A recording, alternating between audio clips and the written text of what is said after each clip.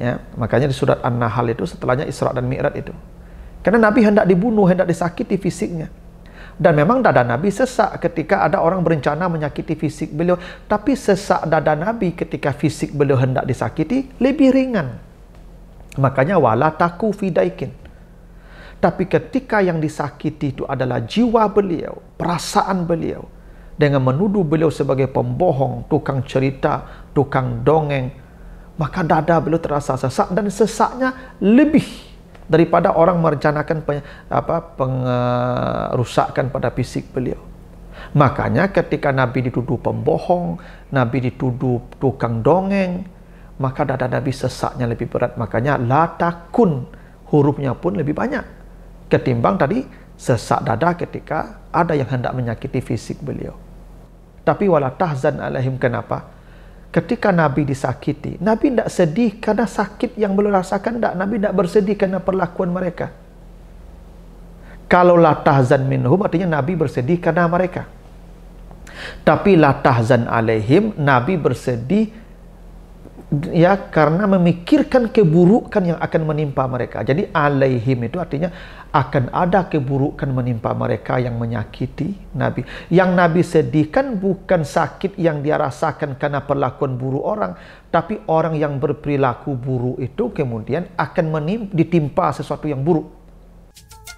Mengurai rahasia Al-Quran melalui makna dan mabna.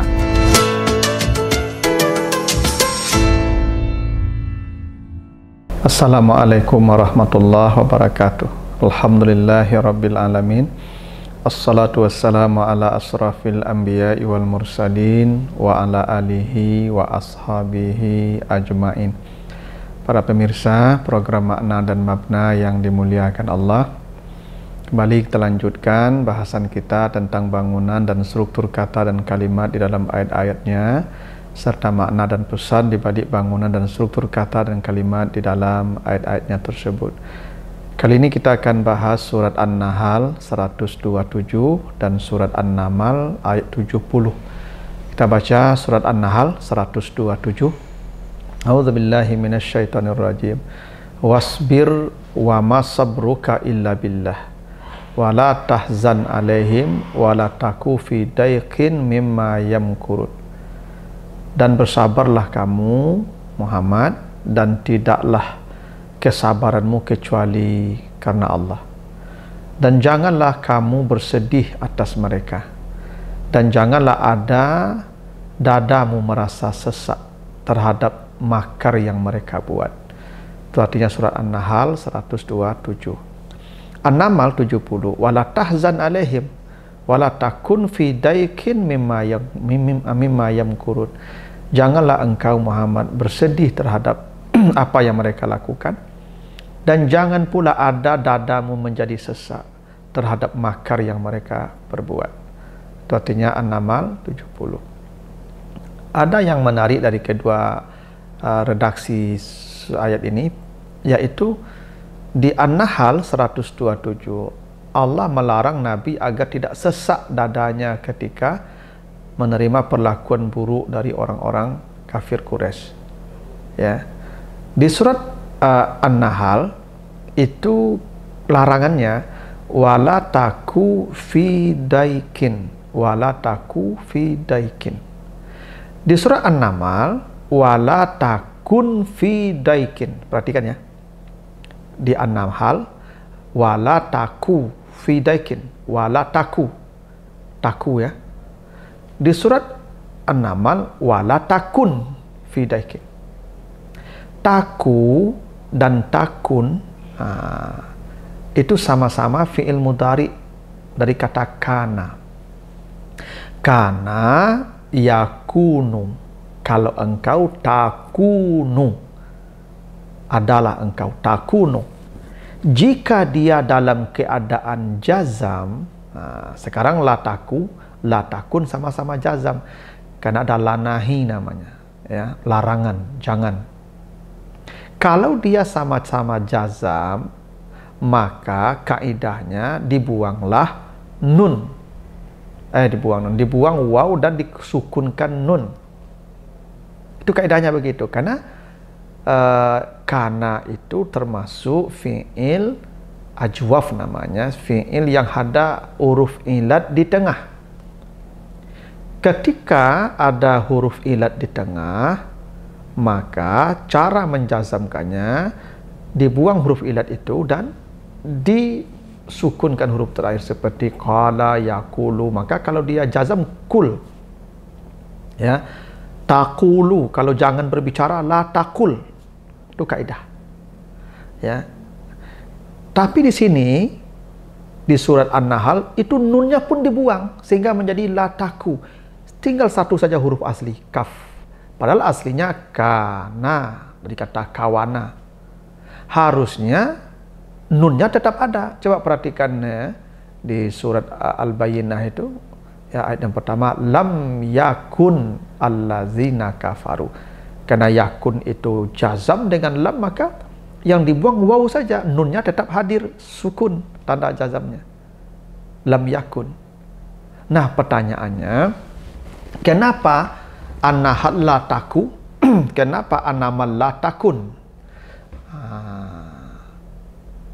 Ada sebuah kaidah ya dalam ilmu stilistika itu, ziyadatul mabna, ya, tadullu ala ziyadah al makna. Jadi kalau ada pertambahan, ada kelebihan pada kata, itu maknanya berlebih pula pada makna. Kalau ada kekurangan pada kata, maka itu menunjukkan kekurangan pada makna. Misalnya begini, coba lihat surat Maryam 20, ya, Maryam 20. Qalat anna yakunu li ghulamun wa lam yamsasni basharun wa lam aku baghiyah. Maryam berkata, bagaimana saya bisa melahirkan anak? Saya tidak pernah disentuh laki-laki dan tidak pula saya termasuk, ya, perempuan jalang. Di sana lam aku baghiyah, harusnya lam akun. Menunjukkan apa? Saya ini tidak pernah berlaku buruk, tidak pernah menjadi perempuan jalang. Saking tidak pernahnya, saking jauhnya dari keburukan-keburukan itu, hurufnya dipotong-potong. Dari akunu menjadi akun, menjadi aku.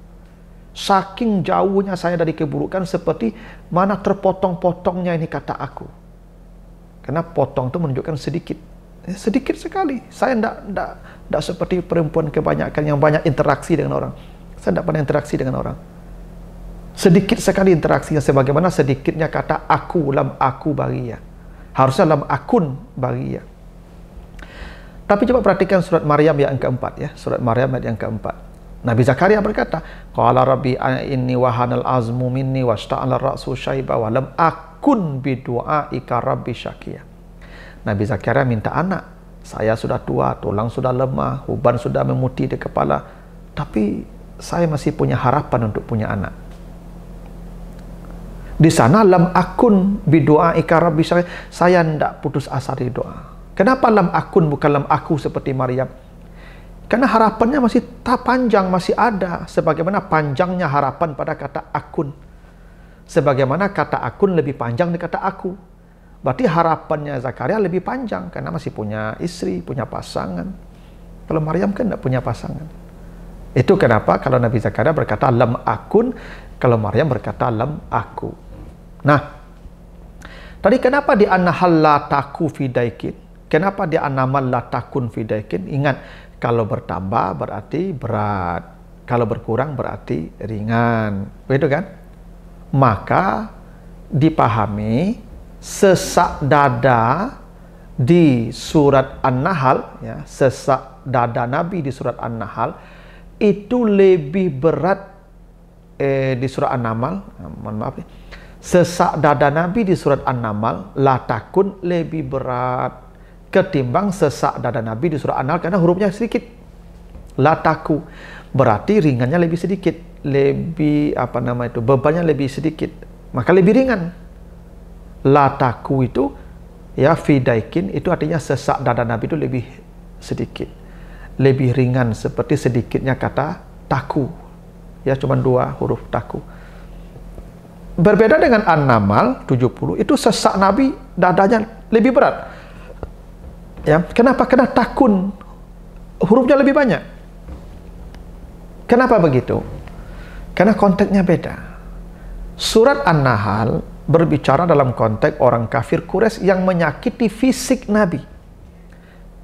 Jadi surat An-Nahl itu konteksnya Nabi setelah kematian Khadijah, kematian Abu Talib, itu orang Quraisy melakukan intimidasi luar biasa.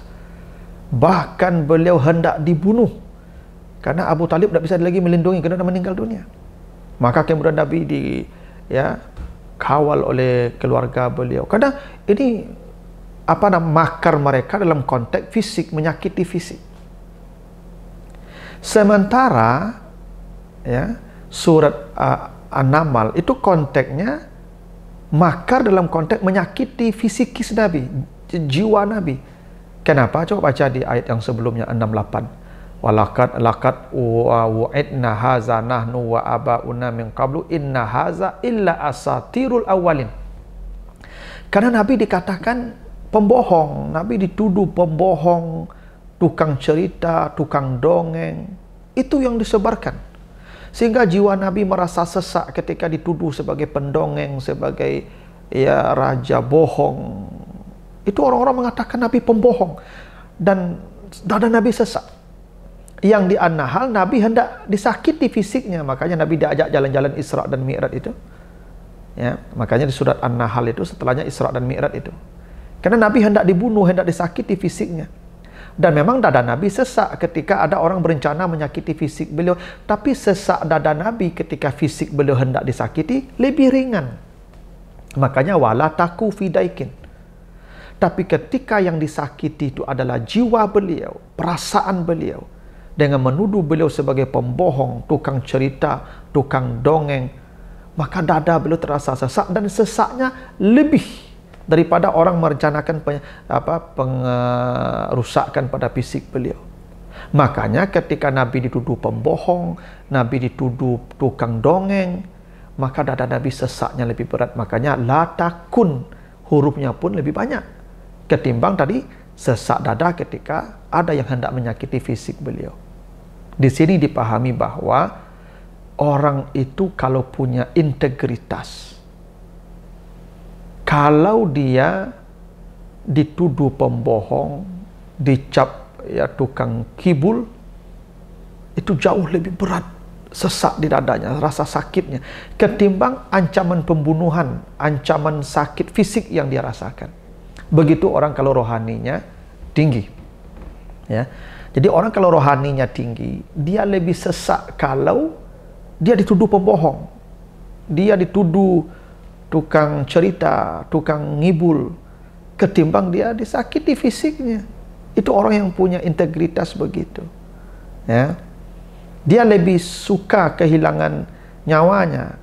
Dia lebih suka daripada kehilangan nyawanya daripada kehilangan integritasnya. Kira-kira begitu. Nah, yang kedua, Allah mengatakan wala tahzan alaihim, jangan kau bersedih atas mereka. Itu preposisinya Allah. Allah tidak mengatakan wala tahzan minhum, jangan engkau bersedih karena mereka. Jangan engkau bersedih karena mereka, tidak. Tapi wala tahzan alaihim. Kenapa? Ketika Nabi disakiti, Nabi tidak sedih karena sakit yang beliau rasakan, tidak. Nabi tidak bersedih karena perlakuan mereka. Kalau la tahzan minhum artinya Nabi bersedih karena mereka.